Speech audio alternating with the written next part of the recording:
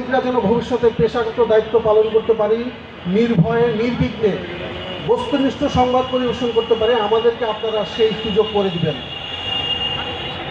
সেই সুযোগ যদি আপনারা আমাদেরকে করে না দেন, তাহলে আপনারা 5ই আগস্টের আগে আমাদের দেশে যে ভয়াবহ পরিস্থিতি হয়েছিল,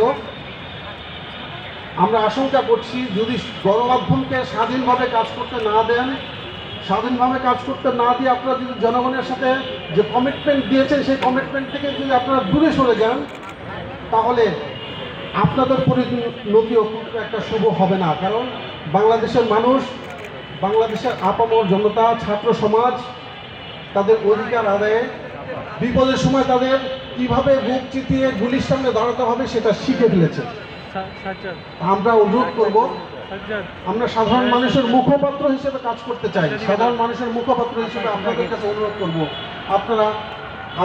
আপনাদের যে প্রতিশ্রুতিগুলো সাধারণ মানুষের সামনে দিচ্ছেন সেটা অক্ষরে অক্ষরে পালন করবেন এবং এই বাংলাদেশকে দুর্নীতিমুক্ত, লেজুরবৃত্তিমুক্ত, সন্ত্রাসমুক্ত সুন্দর একটি বাংলাদেশ গড়ার ক্ষেত্রে আপনাদের সাথে আমরা সাংবাদিকরা কাঁধে কাঁধ মিলিয়ে এগিয়ে যেতে চাই। সেই পরিবেশ, সেই নিশ্চয়তা আপনারা দিবেন, এই আশাটুকু ব্যক্ত করে আমি আমার বক্তব্য শেষ করছি।